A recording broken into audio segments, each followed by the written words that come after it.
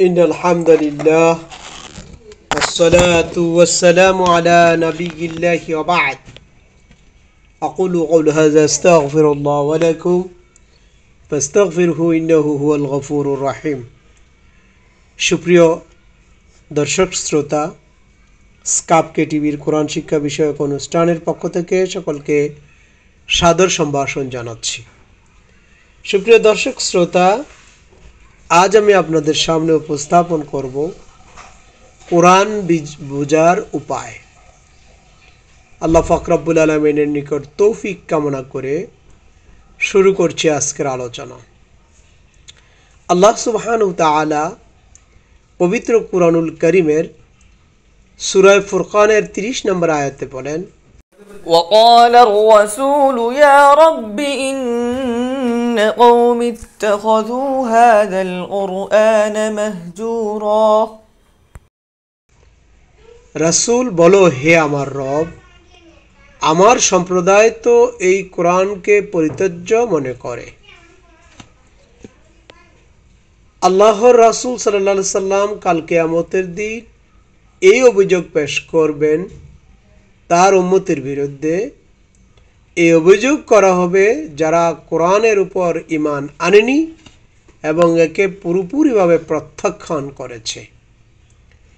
এই অভিযোগ করা হবে কোরআনে বিশ্বাসী বলে দাবি করে কিন্তু তাতে উপস্থাপিত জীবন ব্যবস্থার বিধানসমূহ যারা প্রত্যাখ্যান করেছে তাদের উপরও। এই অভিযোগ তাদেরও যে বিষয়ে যারা সুবিধামতো কোরআনের কিছু অংশকে মানে এবং বাকি অংশকে প্রত্যাখ্যান করেছে। আল্লাহ সুবহানাহু ওয়া তাআলা বলেন, তবে কি তোমরা কিতাবের কিছু অংশকে বিশ্বাস করো এবং কিছু অংশকে প্রত্যাখ্যান করো? وإذا تتلى عليهم آياتنا بينات قال الذين لا يرجون لقاءنا ائت بقرآن غير هذا أو بدله قل ما يكون لي أن أبدله من تلقاء نفسي إن أتبع إلا ما يوحى إلي إني أخاف إن عصيت ربي عذاب يوم عظيم। অর্থাৎ তার প্রতি কুফরি করো। অতএব তোমাদের মধ্যে যারা এরূপ করে তাদের একমাত্র প্রতিফল পার্থিব জীবনে লাঞ্ছনা এবং কিয়ামতের দিন তারা কঠিনতম শাস্তিতে নিক্ষিপ্ত হবে। তারা যা করে আল্লাহ সে সম্পর্কে বেখবর নন। তারাই আখিরাতের বিনিময়ে পার্থিব জীবনকে খরিদ করে, সুতরাং তাদের শাস্তি কমানো হবে না এবং তারা কোনো রকম সাহায্যও পাবে না। 2 নম্বর সূরা আল বাকারার 85 এবং 86 নম্বর আয়াতে আল্লাহ সুবহানাহু ওয়া তাআলা এই কথা বলেন। কোরআনকে প্রত্যাখ্যান করার এই অভিযোগ তাদের বিরুদ্ধে যারা কোরআনের বিধানকে অপছন্দ করে। আল্লাহ সুবহানাহু ওয়া তাআলা বলেন, যখন আমার আয়াতসমূহ সুস্পষ্ট আকারে তাদের নিকট পাঠ করা হয়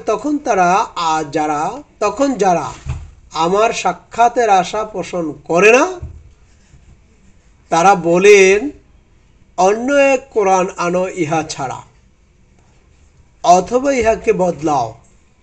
বলো, নিজ হতে ইহা বদলানো আমার কাজ নয়। আমার প্রতি যা ওহী হয় কেবল আমি তারই অনুসরণ করি। আমি আমার প্রতিপালকের অবাধ্যতা করলে অবশ্যই মহাদিবসে শাস্তির আশঙ্কা করি। সূরা ইউনুস 15 নম্বর আয়াতে আল্লাহ সুবহানাহু ওয়া তাআলা এই কথা বলেন। যারা আজ মডারেশনের নামে, আধুনিকতার নামে যুগের সঙ্গে সামঞ্জস্য রেখে কোরআনের বিকৃত ব্যাখ্যা করেছেন, তারাও কি এই নির্দেশের অন্তর্ভুক্ত নন? যারা কোরআন হিফজ করেছেন অথবা নিয়মিত কোরআন খতম দেন কিন্তু এর বিধান জানার বা মানার কোনো চেষ্টাই করেন না, তারাও কি এর মধ্যে পড়েন না? কারণ কোরআনের বিধান জানা, বোঝা, মানা এবং বাস্তবায়ন করা আল্লাহ পাক রব্বুল আলামিন ফরজ করে দিয়েছেন। তিনি পবিত্র কোরআনের সূরা কাসাসের 85 নম্বর আয়াতে বলেন, إن الذي فرض عليك القرآن لرادك إلى معاد قل ربي أعلم من جاء بالهدى ومن هو في ضلال مبين। যিনি তোমার জন্য কোরআন ফরজ করেছেন তিনিই তোমাকে অবশ্যই এক উত্তম অবস্থায় উপনীত করবেন। প্রত্যেক মুমিন ব্যক্তির জন্য সূরা ফুরকানের 30 নম্বর আয়াতটি এক কঠিন হুঁশিয়ারি। তাই সকলে নিজ নিজ অবস্থান থেকে আমরা কোরআনের এই 30 নম্বর আয়াতের, সূরা ফুরকানের 30 নম্বর আয়াতের সাথে নিজেদেরকে মিলিয়ে নেই। আমরা কিভাবে কোরআন পড়ব? রমজান মাসে সাধ্যমতো কোরআন পড়েছি। আল কোরআন এক মহাসাগর। অনেক সময় কোন দিক থেকে অধ্যয়ন শুরু করব তা বুঝতে বেগ পেতে হয়। আসুন সেই ব্যাপারে আমরা সংক্ষেপে কিছু বিষয় জেনে নেই। তেলাওয়াত সহি করা। কোরআনুল কারীমকে সহি রূপে তেলাওয়াত করতে হবে। কোরআন আরবি ভাষায় নাজিল হয়েছে। নামাজের সময় তা আরবিতেই পড়তে হয়। উচ্চারণের রীতি, স্বরের ব্যবহার উচ্চারণের রীতি এবং স্বরের ব্যবহারে ব্যতিক্রম রয়েছে। এদিক ওদিক এর অর্থ হলে এর পঠনের এদিক সেদিক হলে তার অর্থ বিকৃত হয়ে যাবে।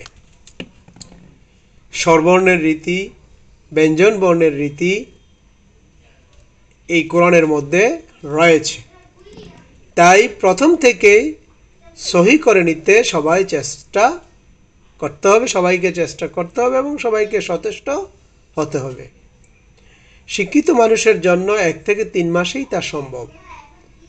কারো বেশি সময় লাগবে, আবার কারো বেশি সময় লাগবে না। অল্প সময়ের মধ্যে সে সেরে নিতে পারবে। চেষ্টা অব্যাহত রাখবেন, কেননা কোন অনারব সাহাবী যেমন বেলাল রাদিয়াল্লাহু তাআলা আনহু কিছু আরবি হরফ উচ্চারণের সমস্যা হতো। রাসূলুল্লাহ সাল্লাল্লাহু আলাইহি সাল্লাম এরকম মানুষদের জন্য দ্বিগুণ সওয়াবের সুসংবাদ দিয়েছেন। তিলাওয়াতের জন্য নিচের মৌলিক বিষয়গুলির দিকে নজর রাখলেই হবে। আখরাজ বা উচ্চারণের স্থল বা সিফাত, মাদ বা দীর্ঘস্বরের ব্যবহার, ওয়াকফ বা বিরাম চিহ্নের ব্যবহার, গুন্না, ইখফা, ইদগাম, কলকলা, কলব প্রভৃতি নিয়ম শিখে মাস্ক বারবার পড়ে তেলাওয়াত সহি করে নিতে সচেষ্ট হতে হবে। আজকাল নেটে বিভিন্ন রকমের প্রোগ্রাম পাওয়া যায়। লকডাউনের সময়, ঈদের ছুটি ইত্যাদি সময়গুলিতে সহযোগিতা নিয়ে আমরা জরুরিভাবে কোরআন শিক্ষার আমাদের যে সহি করা দরকার, আমরা ফরজ হিসাবে কোরআনকে সহিভাবে শুদ্ধভাবে পড়ার জন্য সচেষ্ট হতে হবে। 2. অধ্যয়নের সময় প্রতিদিন নির্ধারিত সময়ে অধ্যয়নের অভ্যাস গড়ে তুলতে হবে। যাদের অভ্যাস নেই তারা অল্প অল্প করে শুরু করি। ফজরের পর বা এশার পর অথবা যার যখন অবসর একটি নির্দিষ্ট সময় ধরে নিন অথবা করে নিন কোরআন অধ্যয়নের জন্য। অতঃপর তা শক্তভাবে অনুসরণ করুন। অল্প অল্প করে তার সময় বৃদ্ধি করুন। তাহাজ্জুদের সময় কোরআন অধ্যয়নের আদর্শ সময়, তা কোরআনেই বলা আছে। সে অভ্যাস করতে চেষ্টা করি। সবাই আমরা তাহাজ্জুদের সময় কোরআনকে অধ্যয়নের জন্য একটি অভ্যাস গড়ে তোলার চেষ্টা করি। তার আগ পর্যন্ত নিজের সুবিধা মতো নিরিবিলি একটি সময়ে প্রাত্যহিক কোরআন অধ্যয়নের জন্য বেছে নেই। তা নিয়মিত মেনে চলি। কখনো কখনো তাতে ছেদ পড়তে পারে বা ছুটে যেতে পারে, তাতে হতাশ হওয়ার কিছুই নেই। মনে করবেন মনে করবেন না যে আপনাকে দিয়ে তা হবে না। এগুলি শয়তানের ওয়াসওয়াসাতে ব্যতীত আর কিছুই নয়। অতএব আবার শুরু করুন, অভ্যাস হয়ে যাবে ইনশাআল্লাহ। 3, দাগিয়ে দাগিয়ে নোট করে পাঠ করা। কোরআন পাঠ করুন দাগিয়ে দাগিয়ে বা নোট করে। বিভিন্ন বর্ণের মার্কার রয়েছে, তার থেকে পছন্দ মতো এক বা একাধিক সংগ্রহ করে নিন। নিজের কপি অর্থসহ কোরআন আলাদা করে নিন। গুরুত্বপূর্ণ আয়াত ও আয়াতাংশ মার্কার দিয়ে চিহ্নিত করে রাখুন। আপনার পছন্দ ও গুরুত্ব অনুযায়ী বিভিন্ন রঙের মার্কার ব্যবহার করুন। আয়াতের পাশে খালি স্থানে বিষয়বস্তু লিখে অনুসরণ করুন। আয়াতের ব্যাখ্যামূলক আয়াত, সূরার নাম, সূরার নাম্বার লিখে রাখুন। ভবিষ্যতে রেফারেন্সের জন্য নোট খাতা ব্যবহার করতে পারেন। পছন্দের আয়াত বিষয়বস্তু অনুযায়ী লিখে রাখুন। কোনো প্রশ্ন জাগলে তাও নোট করুন, দাগিয়ে রাখুন। কোরআনের জবাব দিবে, কোরআনই এর জবাব আপনাকে দিয়ে দিবে, অথবা অভিজ্ঞ কারোর সাহায্য নেন। 4, অর্থসহ পড়ে ফেলুন। কোরআনের নতুন পাঠক প্রথমেই এক বা একাধিকবার কোরআন অর্থসহ পড়ে ফেলুন। এটি এক বিশাল নিয়ামত। কোরআনে কি আছে কি নেই তার একটি মোটামুটি ধারণা পেয়ে যাবেন। বর্তমান বিভ্রান্তির জগতে এটা আপনাকে বেশ সাহায্য করবে। 5, তাফসির পাঠ করুন। কোরআনের যথাযথ জ্ঞান লাভের জন্য তাফসির অধ্যয়ন করা অপরিহার্য। আমাদের দেশে বেশ কিছু ভালো তাফসির বাংলায় অনুদ্ধৃত, বাংলা ভাষায় অনুবাদ হয়েছে, লেখা হয়েছে, যেমন তাফসিরে মারিফুল কোরআন, তাফসির ইবনে কাসির, তাফসির ওসমানী, এছাড়া তাফিমুল কোরআন ফি জিলালিল কোরআন। আরও অনেক তাফসির দেখতে পাবেন। আরও কিছু তাফসির গোটা কোরআন বা এর অংশ বিশেষ পাওয়া যায়। ইংরেজি ভাষায় যারা সাবলীল তাদের জন্য the holy Quran, the noble Quran প্রভৃতি রয়েছে। প্রতিটা তাফসিরই অনন্য। খটকা লাগলে ক্রস চেক করুন। অনলাইনে এসব তাফসির পাওয়া যায় সবগুলি, তার থেকেও সহযোগিতা নিতে পারেন। তাফসির অধ্যয়নের ক্ষেত্রে দাগিয়ে বা নোট করে পরে রীতি অনুসরণ করুন। পড়ার রীতি অনুসরণ করলে ধৈর্য হারাবেন না। অধ্যয়নে যথেষ্ট ধৈর্যের দাবি রাখে। একেবারে বেশি না পড়ে যতটুকু পারেন ততটুকু পড়ুন। অনাগ্রহ বোধ করলে রেখে দিন। এ বিষয়ে 2টি কথা। আল কোরআন শুরু থেকে শেষ পর্যন্ত পাঠ করুন, ধারাবাহিকভাবে অধ্যয়ন করুন। 6, সিরাত অধ্যয়ন করা। রাসূলুল্লাহ সাল্লাল্লাহু আলাইহি সাল্লাম প্রিয় নবী, আল কোরআনুল করিম প্রিয় নবী হযরত মুহাম্মদ মুস্তাফা সাল্লাল্লাহু আলাইহি সাল্লামের উপর নাজিল হয়েছে ধারাবাহিকভাবে। কোরআনের সঙ্গে আমরা বলতে পারি আল কোরআন হিয়া কিতাবুন মানকুলুন আনহু নাকলান মুতাওয়াতিরান বিলা শিবহাতিন। বহু বিষয়ের সাথে সাহাবায়ে কেরামগণের রাদিয়াল্লাহু তাআলা আনহুদের জীবনী এর ওতপ্রোতভাবে জড়িত। তাই কোরআন বোঝার জন্য রাসূলুল্লাহ সাল্লাল্লাহু আলাইহি সাল্লামের জীবনী জানা দরকার। তিনি কোরআনের প্রথম বাস্তবায়ক।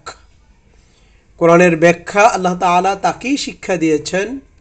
সূরা কিয়ামার 16 থেকে 19 নম্বর আয়াতে আল্লাহ পাক রব্বুল আলামিন এক্ষেত্রে বিস্তারিত কথা বলেছেন।